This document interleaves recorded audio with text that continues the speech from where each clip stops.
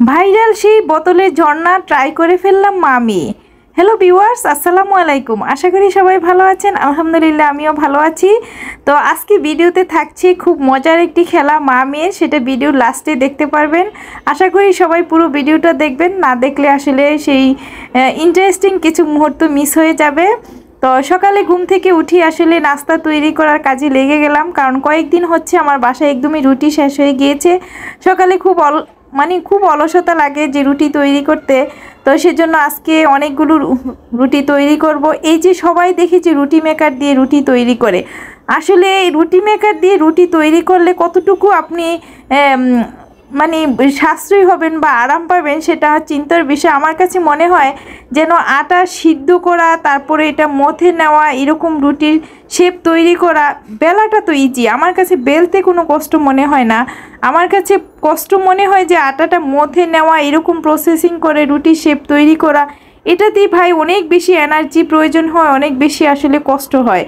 তো এরকম শেপ তৈরি করতে পারলে বেলা তো ইজি, তো রুটি মেকারে আমার কি প্রয়োজন? আমি মনে করি না যে রুটি মেকার দিয়ে বেশি একটা আরাম করা যায়। যদি এরকম হতো যে আটা সিদ্ধ করে কাই করে এরকম রুটির শেপে তৈরি করে দিতে পারবে, তাহলে হয়তো রুটি মেকার দিয়ে একটু আরাম করে যাবে। কারণ আমার বেলতে কোনো একটা কষ্ট হয় না, আমার কষ্ট হয় আটাটা কাই করার জন্য। যাই হোক, রুটি তৈরি করতে করতে আমার গ্যাসের অবস্থা 12টা বেজে গেছে। গ্যাস অনেকটাই কমে গেছে। কোনো রকমে দেখেন আমি তাওয়া না দিয়ে চুলায় আমি একটা ফ্রাই প্যান দিয়েছি, কারণ আমার ফ্রাই প্যানটা একটু পাতলা, এটাতে একটু কম আঁচেও রুটি ছেঁকা যাবে। যাই হোক, কোনো রকমে রুটি সেঁকে নিয়েছি, ভাজি ছিল ওটা দিয়ে করব। আর অল্প আঁচে আমার চাটা তৈরি করছি, কারণ সকালে নাস্তার পরে 1 কাপ চা তো প্রয়োজন হয়ই। তো আজকে আমার ময়নার স্কুল আসলে খুলেছে, কিন্তু একদমই ক্লাসে কেউ যাবে না। তার ফ্রেন্ডরা ফোন করেছে কেউই যাবে না, সেজন্য সেও স্কুলে যায়নি। তো আমি ময়নার স্কুলে একটু গিয়ে দেখলাম যে বাচ্চারা কেমন আসছে, স্কুলের প্রেজেন্টেশন কতজন স্টুডেন্ট প্রেজেন্ট হয়েছিল, সেই পরিবেশ দেখতে গিয়ে আসার সময় একটু হেঁটে আসলাম। আর টুকটাক কিছু শাকসবজি নিয়ে আসলাম। তা আমার ময়নার অনেক পছন্দ কই মাছ। ময়না মাশাআল্লাহ এত পছন্দ করে কই মাছগুলো, তাকে একদম কড়া ফ্রাই করে ভুনা করে দিলে সে পছন্দ করে। তো মাছ টাছ গুছিয়ে রেখে রান্নাবান্নার ভিডিওটা শেয়ার করিনি, অন্য ভিডিওতে শেয়ার করব। তো চলে আসছি সেই ভাইরাল সেই বোতল দিয়ে ঝর্ণা খেলা। তো এটা আসলে অন্ধকারেই মনে হয় বেশি ভালো হয়। তো মা মেয়ে আসছি, দেখি এইখানে কতটুকু আমরা আপনাদের এটা সৌন্দর্য দেখাতে পারি, বা আমরা মা মেয়ে কতটুকু উপভোগ করতে পারি। আমি সবাইকে এত সুন্দর করে দেখি করছে, কিন্তু আমরা বাসায় অনেকবার প্র্যাকটিস করছি, অনেক সুন্দর করে ঝর্ণার পানিগুলো পড়ছিল, কিন্তু ভিডিওতে কেন যেন অন্ধকার হয়নি। তো এখনও মাগরিবের আজান হয়েছে, অন্ধকার হলো কেন যেন আলোই মনে হচ্ছে। তো আমি অনেক মজা করছি। আমার ময়নাকে বলছি যে তুমি তো বৃষ্টিতে ভিজার জন্য সবসময় বলো আম্মু চলো ছাদে যাই, বৃষ্টিতে ভিজবো। আমি তো বৃষ্টিতে ভিজতে দেই না।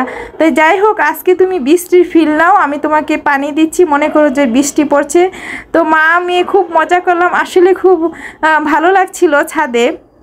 কিন্তু ভিডিওটা আসলে পারফেক্ট আসছিল না। আমাদের বোতল দিয়ে আসলে খুবই ঝর্ণার মতোগুলো পানিগুলো ছড়িয়ে পড়ছে, কিন্তু ভিডিওতে কেন যেন দেখা যাচ্ছে না। আমার মনে হয় ওই যে রাস্তায় ডিম লাইটগুলো থাকে না, ওগুলোর নিচে হয়তো ভিডিও করলে বেশি সুন্দর লাগতো ঝর্ণাগুলো। তো ওখানে রাস্তায় যাওয়া তো আমাদের সম্ভব না, কারণ মহল্লার লোকজন সব তাকিয়ে থাকবে। এরকম মজা ছাদে যেরকম মজা করতে পারি, রাস্তায় আসলে এরকম মজা করতে পারবো না। যাই হোক, ঝর্ণা করতে পারছি না পারছি, মা মেয়ে খুব মজা করছিলাম, খুব এনজয় করছি। আমার ময়না আসলে সবসময় বৃষ্টিতে ভিজতে চায়, সে বৃষ্টিতে ভিজতে পারে না। আজকে তাকে একদম ইচ্ছা মতো বৃষ্টিতে ভিজিয়ে দিলাম, আর খুবই এনজয় করেছি। দেখেন আমি ভিজে একাকার হয়ে গেছি, কিন্তু খুব ভালো লাগছিল। গরম ছিল, তো আমি কিচেন থেকে গিয়ে আসলে ছাদে চলে গেছি, ওখানে গিয়ে ভিজতে ভালো লাগছিল, কিন্তু কেন যেন ভিডিওতে আসছিল না। বোতলে পানিগুলো খুব সুন্দর করে চারদিকে ঝর্ণার মতো পড়ছিল।